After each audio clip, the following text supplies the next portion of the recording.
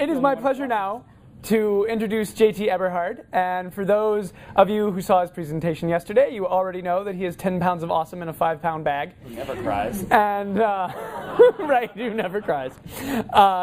And today he is here to, and you know that he organized Skepticon, and that we had these goals. We were hiring the campus, the high school specialist rather, that, we were hoping that maybe by late April he could start organizing after, he began in January. And of course, we now have 10 more groups, I think, than we did when he started. And yeah, April's not even over yet. And there's something like 38 outstanding group starting packets. So. Yeah, so anyway, this man knows what he's doing, so please join me in welcoming him.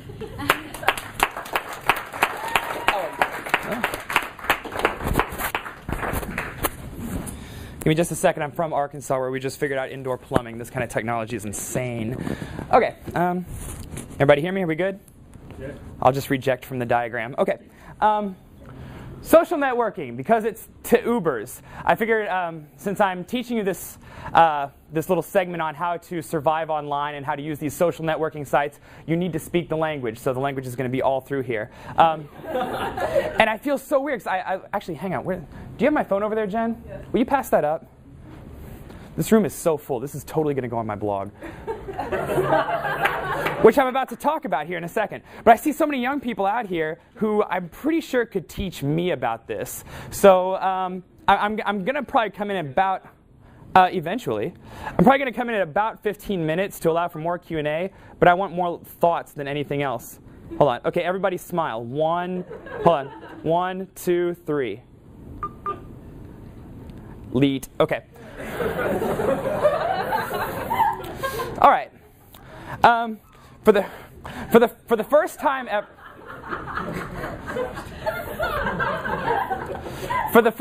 ever, atheists are actually getting organized. This has been a huge problem for our movement up until this point in time. And social networks are one of the big ways in which we're doing that. And forgive me, how many of you are old school gamers who recognize what this is?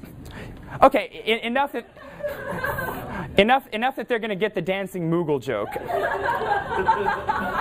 Yay. Okay. There's a lot of things the internet is for, and Jesse showed you a lot of them. But I think the internet is for social networking, which is what we're going to use it for. So first, Hugs at Atheist Nexus. What is Atheist Nexus? It's a website that is essentially like Facebook for atheists. It's a great way to meet other atheists in your area, to meet other atheists across the country, and to keep networking with them. There's other things you can do with it. People organize events. This is Skepticon 3. Who said that? You get $20. But it's like Facebook. It'll auto-alert you when there's a group it thinks will interest you. And if you're part of groups, it'll alert you to stuff they're doing. What else? You can stay apprised of nifty events within your area, or nifty secular news stories. People post it like Facebook to here. And it's like a self-filter that just gets you all the atheistic goodness you want. Okay, and then there's actual Facebook, which is like Atheist Nexus for everyone else. And I say everyone else because I mean everybody. That's the thing about Facebook, because totally everybody freaking uses it. So if you're wanting to extend beyond and actually be friends with theists or non-theists who aren't as passionate, or people you wouldn't find on Atheist Nexus, this is the place to go. What was funny about that?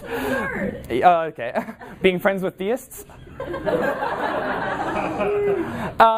You can also, everyone who's ever done Facebook, knows you can plan and launch events. Kegger at Jesse's house on Friday, or whatnot, and send alerts. And send alerts to all your friends. So if you're doing like an event, like Skepticon in my case, or the SSA's summer conference, you can make an event, get information out to a bunch of people. It's also great for group organization. If you're a member of the Secular Student Alliance, we require it, so you probably already know how to do that. It's indexed by Google. It's a real easy way to have a web presence. For instance, if you Google Campus Atheists and Secular Humanists, the group at Minnesota, their Facebook page is one of the first pages that comes up in Google. So if you're like me, if designing a web page gives you a migraine, Facebook is a real easy, user-friendly way to go about that. And also it helps you keep track of all kinds of cool friends from this conference. How many people have Facebooked one friend since they got here? There you go. And the next time you go to a conference, you're going to be able to keep in contact with those people. You're going to be able to ask them for advice moving down the road. And for a leader in the atheist movement, that's something very, very important. Speaking about those events, I'm going to throw a plug in here real quick. The SSA Summer Conference is coming up. It's going to be awesome. One of my tasks is to organize it. We've announced several speakers so far. Dan Barker is going to speak there. Greta Christina, who's sadly not in the room, is going to speak there. Can I announce one here? Well, we're announcing them one a week, and we haven't announced the one for next week yet. So how about PZ Myers? He's going to be there. So yeah, there's a lot of really great stuff going on there. It's going to be our best summer conference ever, bar none. If you're part of a campus group, get there. You won't regret it. Reason Fest.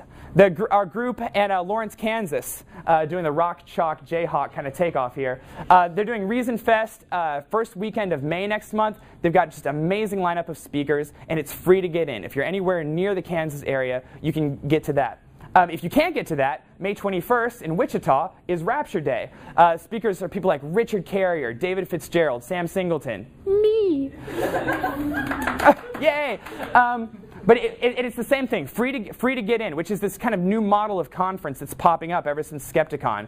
And it's just a great thing for the movement in general. So if you're in the area, get to that. And Skepticon 4 is going to be Tillits. All right. So those are the pros of Facebook. Facebook also has some cons. And the first major con you should be aware of is that Mark Zuckerberg may be Lucifer himself. Is that a con? Is that a con? In our particular case, yes. Imagine if the devil didn't buy you your Pantera CDs. You know, it was not a cool dude. He would be Mark Zuckerberg. So watch out for that. It's law. I'm going to ask him for a donation.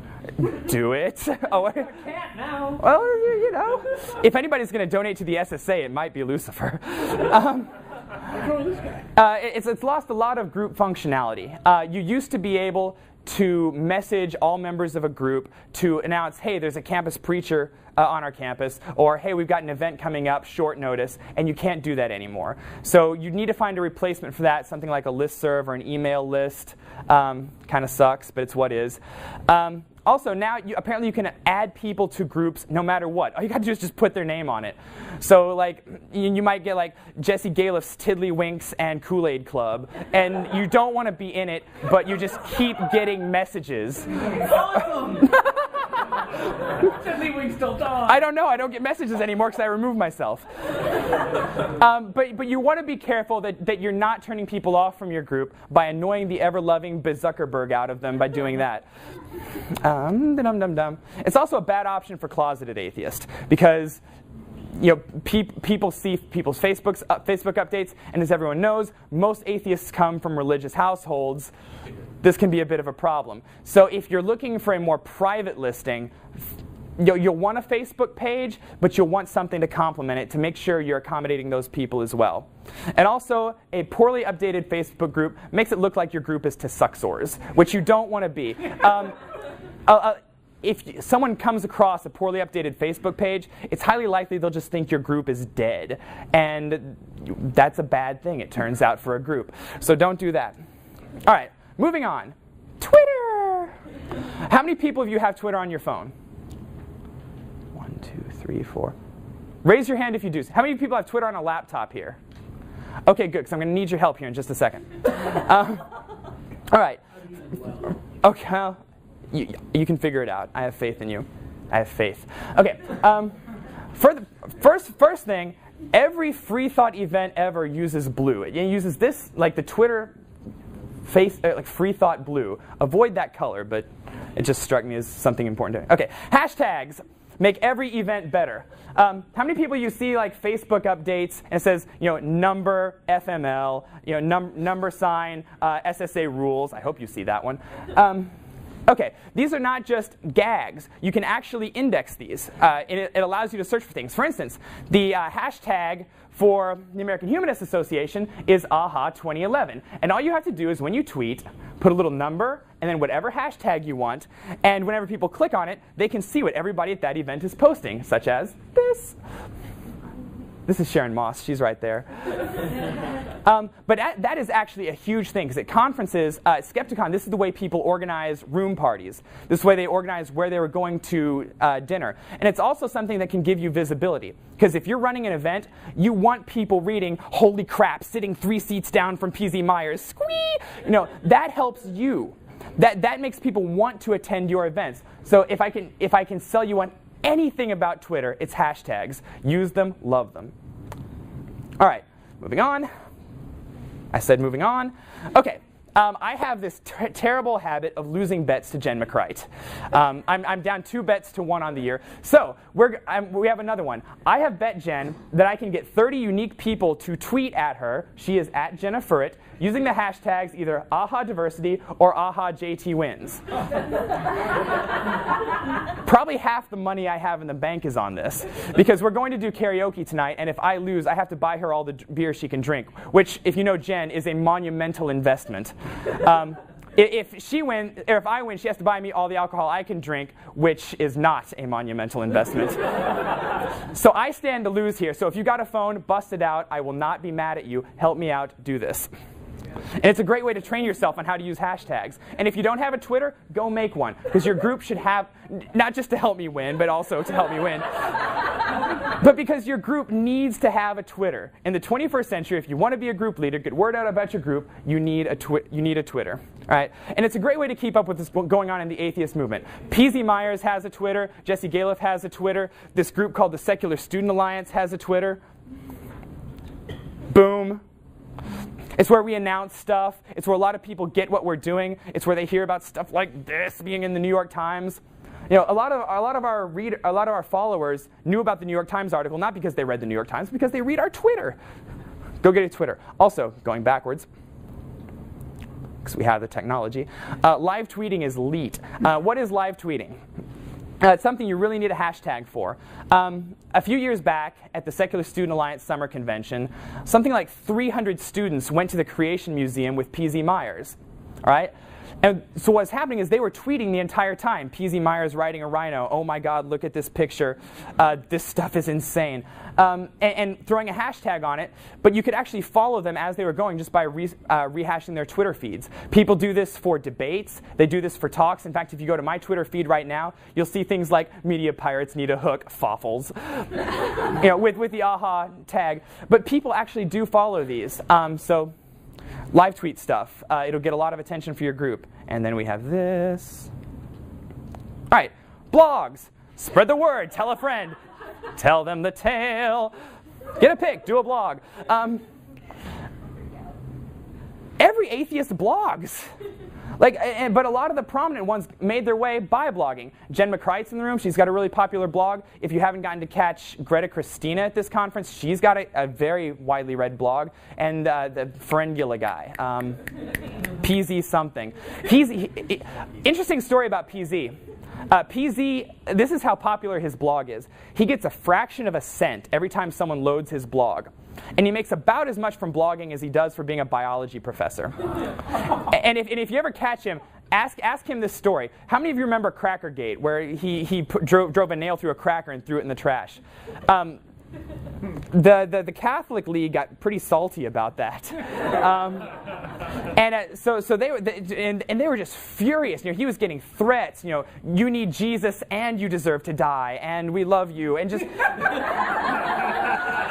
just non-stop. And so I was asking him about this at Skepticon too. He's like, "Yeah, interesting story, because I get the fraction of a cent every time someone loads my blog. I've got a 60-some-odd-inch flat-screen plasma TV in my living room. That's my gift to me from the Catholic League, because they were zoning my blog when I was pissing them off." But that's how many people read his blog. And the thing is, people like PZ Myers, people like Jen McCrite, people like Greta Christina, Hemant Mehta, these people used to be students just like you. So if you've got an event coming up, they are dying to help you. They know what it's like. Send them an email. Be like, "Hey, PZ, you're wonderful and everything, and I love octopi." And is that right, or is it octopuses? He did a. It is octopi? Okay. Could you blog this? One of the reasons Skepticon got so successful is because PZ blogged us and blogged us again and blogged us again, and he's got millions of readers. So exploit that. Email them. Also, write your own. It's slow going. It's very slow going in the beginning. At first, the only people who are going to read it are going to be your family and maybe your friends. But after a while, you start to pick up traffic. And also, if you're part of a group, have a blog. Just post news stories, just real quick stuff, so people know that your group is alive. You come off as being vibrant rather than someone that's just kind of coasting along and doing an event every now and again. And I almost lost my balance. And you can bug these two if you see them at the conference. That's Jen McCrite, who is actually here, and Greta Christina. And Jen McCrite is actually really easy to contact about blogging info. You can tweet at her, she's Jennifer it, and use the hashtags AhaDiversity or AhaJTWins. Okay, thanks. What? You are going to owe me one drink. All right, so the moral of the story. Social networking is not only the best way in the 21st century to grow your group, to maintain a readership and a following, but it is mandatory. It is necessary. If you care about running an effective group, you need these things. And like I said, most of you can probably teach me about them, but most of you could also probably use them more proficiently, probably spend more time on them. If running an effective group and bringing people in and changing the societal rubric is what you want to do, it's all digital. Welcome to the future. This is the way to go about it. So, now GTHO, and go incorporate these social networks into your group strategies, KK. Also, practice tweeting by tweeting at Jennifer it, and visiting the SSA's Facebook page at that address. Thank you.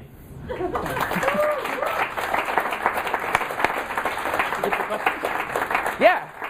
I actually love Q&A. So if any of you want to teach me, raise your hand, or if you have a question or a comment. Comments discouraged because I see them in talks too much. What's the date of that Lawrence, Kansas event again? I think May 6th and 7th. That's not the gospel by any means. Friday, Saturday, I think. Probably good night. Yeah, it'll be the weekend. But yeah, Daryl Ray, are you speaking there? Yeah. Daryl Ray is speaking there. So. Mark will be doing a debate Friday night. Oh, cool. But yeah, if you just Google Reason Fest, you'll come up with it. Guy Straining over there. What do you think about for a blog? Like, we tried starting a blog last semester, and it went like a month maybe of like pretty continuous, but then like it starts falling. The guy that was doing it didn't do less and less. What do you think about collaborating? Like, you get everyone that's an executive, you get 2 or 3 people. It's like, here's the password. Go on, blog whatever you think is interesting. It's a good idea. Or is it too much noise, or what do you think? No, it's a good idea. In fact, if you have a blog, you want a constant stream of material. That's a must. Now, the problem with that is some people, you can even get disagreements amongst your bloggers, and if there's no oversight, getting people to hammer that up beforehand, you're going to start fights between your own bloggers, which is going to make you look like a bunch of bickering children, which is about as bad as Mark Zuckerberg. So don't do that. Have someone who's in charge, so to speak, who is a lax overseer to make sure everything's smooth. But otherwise, yes, it's a great way to keep the steady stream of content. Yes? I'm a member of the Harvard Secular Society, and I just want to apologize for Mark Zuckerberg. We don't like him either. She's a spy. Get an axe. Sir? You haven't mentioned Meetup.com. Everyone else has mentioned it. Oh, Meetup. Yeah, I didn't even think about Meetup.com. Meetup.com is spectacular. If someone moves to a new area and they're looking for a local atheist group, pretty much Meetup.com is the first place they go to. Yeah, it's like Facebook, only a little more complicated, but it's still really user-friendly. Especially if you have a community group, it's mandatory, like breathing oxygen. You need one. But even if you have a college group, do it anyway. Good call. Thank you. That's what I say about people teaching me this.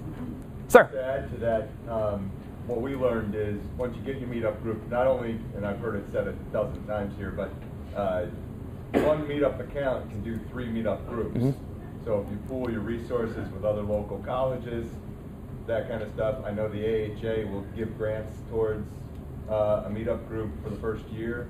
And the third thing is create a Google Calendar. Meetup events will automatically go to the Google Calendar, and then you can use the Google feed on your website. So anything you post on Meetup will automatically show up on your website. what he said. Just imagine I said it. We would have said it better.